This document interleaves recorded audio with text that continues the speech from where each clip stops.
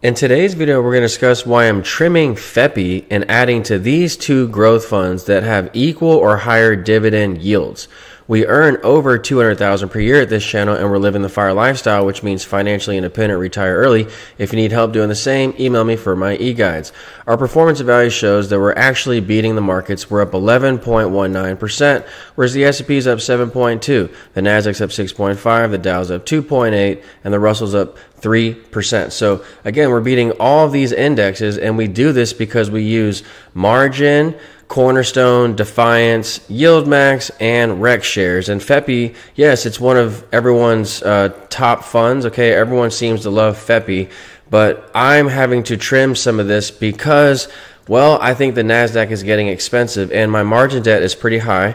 So I'm not trying to have too much Nasdaq exposure at the highs, especially when it's concentrated to FANG names, which isn't the entire index. It's just a handful of the index.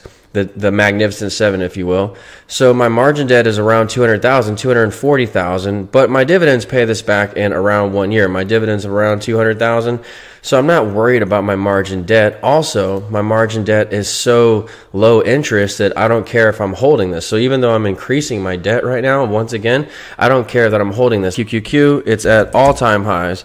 And basically, this is the underlying of it. So look at that. The Nasdaq's at the highs, and I want to manage risk. And FEPI is no different. It's at the highs. Now it has a little bit bigger dividend than the Nasdaq itself. I mean, well, the Nasdaq doesn't have a dividend. That's why I own FEPI, because you need dividends for qualifying income to live the FIRE lifestyle.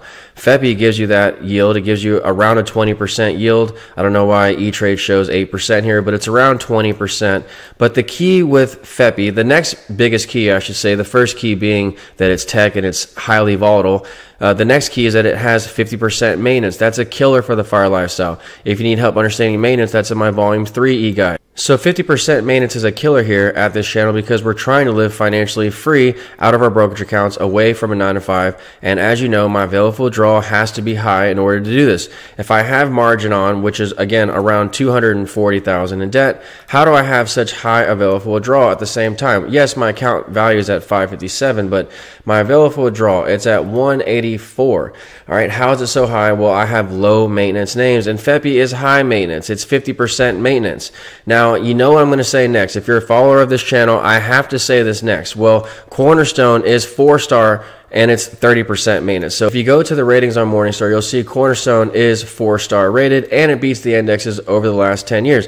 So I have to be with Cornerstone because it's 30% maintenance. If we go enter in the ticker symbols here for Cornerstone, CRF, okay, 4-star rated once again, okay, 30% maintenance is what it takes up. So that means that I preserve a lot more equity this way, and I can live the FIRE lifestyle out of my brokerage account. Okay, I can have so much more margin leverage on because of Cornerstone, because it's 30% maintenance. Cornerstone I cannot avoid in my videos because it has the lowest maintenance and it's tied to the indexes.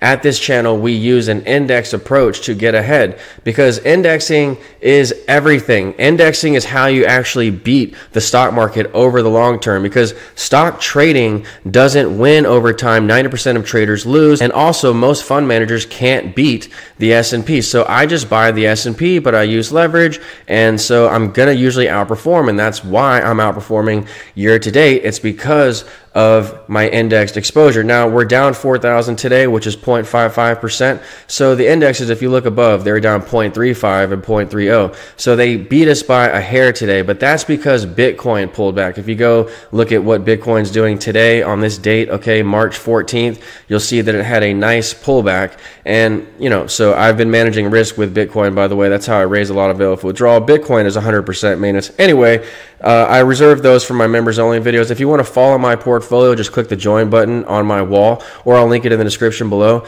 All of my trades, you can see them updated in my portfolio section on YouTube and on Discord. When you buy my e-guides, you get free access to the Discord chat room for life and my phone number, so just keep that in mind. So yes, I trimmed FEPI today and I updated that for my members in Discord, and now I'm swapping to another fund. Well, rather I'm adding to another fund. This fund is cheaper and it's tied to the Russell, and without further ado, it is, well, good old OARK funds. Okay, yes, I'm back to YieldMax. Why? Because ARKK has pulled back to the 50-day moving average. So while the Nasdaq is at the highs, The Russell is on the 50-day moving average. Did I say Russell or did I say ARKK? Well, ARKK tracks the Russell very closely. Look at IWM. It was down almost 2% today, and it was on the 50-day. So look, it's the same pattern. Okay, we have this breakout here in 2024, and we had a triple tag of the 50-day moving average. If you need help understanding moving averages and charts, that's in my Volume 2 e-guide. So IWM, it looks just like ARKK in my opinion. And if you're wanting to get Bitcoin exposure, maybe you can buy ARKK here, because if you go into its portfolio, once again, look at this chart, 2024 highs, breakouts, and then triple tag of the 50-day moving average, same as IWM. Okay, and if you go to its portfolio, you'll see that its top holdings are Coinbase, Block, but ARKK, it is linked to the Russell. As you can see, it tracks the Russell, and that's what we need. We need index exposure to get ahead, because if you tie all of your investments to the indexes, you'll fall by the amount of the indexes and not by the amount of stocks. That's how I'm hanging in there so much, because I'm tied to the indexes. That's why I'm actually up 11%. That, and because of Cornerstone. Once again, Cornerstone, I mean, I have to bring it up because Cornerstone is the index, and I'm sorry, there are so many people who are against Cornerstone, and I don't know why. I think it's because they don't have the special drip for Cornerstone. Cornerstone gives you a 21% dividend every year. They set it at 21%, and they drip it at the NAV. So they drip their dividend down at the NAV for free money. So look at these premiums in Cornerstone, 4%, and CRF, it is currently 9%. And usually these premiums run 20 to 30% average per year. So getting these at a discount, in my opinion, even though these are showing they're at a premium, they're cheap relative to their historical premiums. And so when they get much higher, that's when you drip your dividends down at the NAV, and you can get 20 to 30% extra gains per month in addition to your 20% dividend. But you have to learn how to play this fund properly. You have to time it around its rights offerings, and that's in my Volume 4 e-guide. All right, I'm not selling Cornerstone. I don't get paid by Cornerstone, nor do I get paid by Rex Shares or Defiance. I'm just buying what works for me and sharing it with you on YouTube, because I have nothing but time, okay, with my FIRE lifestyle. I just sit here and live freely every day, and I want to share this with people, but they're so closed to these investment ideas in the world, I can't talk to them, so I need a safe place to do it, so I do it here on YouTube. Everyone thinks margin investing is so taboo, and they think that Cornerstone is so taboo, but again, it's 4 stars, and it's been around since the 80s, maybe even before that. It's one of the largest closed-end funds in the world. So this is the best quality I can find, the best quality fund I can find, and yet everyone thinks it's so taboo because look at it on a chart. It goes sideways on a chart. Well, you have to learn how to make money in life. You have to change your mind from linear gains to cash flow gains. If you just do 20% dividend in Cornerstone times 5 years, you had 100%. That you're fully paid back in 5 years. Now, I don't care to talk about Cornerstone. I'm just saying that if you want to know where I'm getting my performance, well, it's Cornerstone, and Cornerstone, I put so much of my money in it because it's 30% maintenance. Okay, so again, that's the secret to living the FIRE lifestyle. You have to time Cornerstone around its rights offerings, because you can really level up your account. You get 20 to 30% premiums you can pocket each year, and on top of that dividend, on top of the special drip, so on top of the 30% maintenance, which preserves all of your equity, and a lot of the dividends from Cornerstone are tax-free. Now, I think Defiance has some ROC in it, and I'm not sure about FEPI, but regardless, I'm not making moves right now based on tax decisions. I'm looking at the chart. So you wanted to know the second growth fund that I'm buying? Well, here it is. I didn't just plug Cornerstone shamefully. I wanted to actually show you that I'm buying more Cornerstone. Okay, this is my other growth fund. CRF is linked to high beta names, and the S&P is a growth fund. Go ask anybody. So I'm actually getting more growth today by buying more Cornerstone. Why did I buy it today? Because it's on the 50-day moving average. It had its X date, and this is how you play Cornerstone in between rights offerings. You buy it on the X dates. It had a dip to the 50-day moving average. I updated all of my members of this on Discord, and I made a video about this, so you can go see my prior videos. Closed-end funds like Cornerstone are cheap, and the Russell is cheap. So again, look at the IWM. Look at this on a long term chart, on a historical chart. Look, it's still cheap from 2022.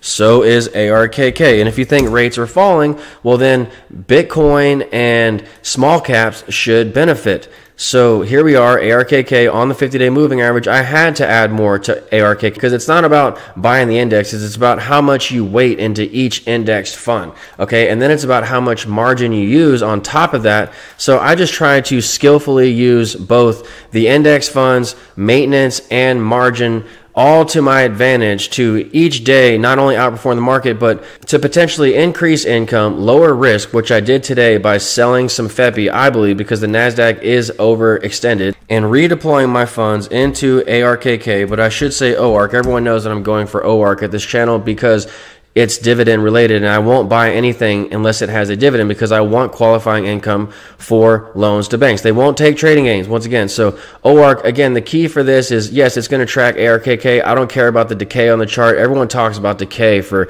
OARK and Tesla. Who cares? If you're holding it for this dividend, well, then in less than 3 years, you cash flow. So who cares if it's decaying? As long as they have reverse splits like Tesla did, well, then the show just keeps on running and you keep collecting dividends until you cash flow the investment. So again, the key with OARK is its maintenance. It's just like many other yield max funds. It's 50% maintenance, and that sucks up half of my equity, and that is a problem. I need to be able to withstand not only 20% corrections, but I have to be able to withdraw freely out of my account. As you know, I can swipe my E-Trade credit card and go wherever I want in this world. I can even add to my margin debt. It doesn't matter. Okay, how did Elon Musk buy Twitter? I always say he bought it on margin. So you can have margin debt or current debt like corporations have, and then increase your debt and still live off of your equity. So that's what I do, and my dividends pay back my debt in less than a year, so I'm not worried about the leverage even in a down market. But if we do have some kind of crash overnight, well, then I have my put options on. So if you ever need help understanding how I put on my put options, that's in my volume 3 e-guide. I have a put option insurance chapter which details how I put on my insurance each month in my portfolio.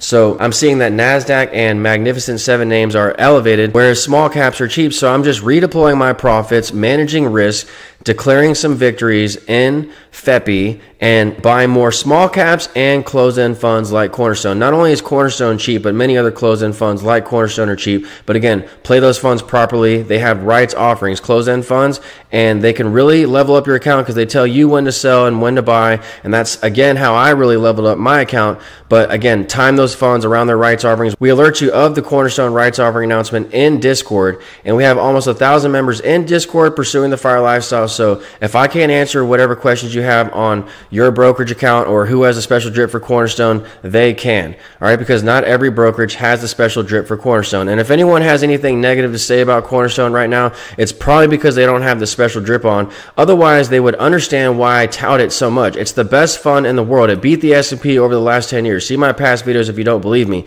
So OARK, I'm going to tout this fund too because it has a 40% dividend and it's tied to ARK funds, and ARK looks cheap. It's on the 50 just like the Russell is. So I'm going to promote whatever I see out there that looks beneficial to me, and that's all I'm really concerned about. So if you like my video, click like or subscribe, and I'll talk to you soon. Thanks.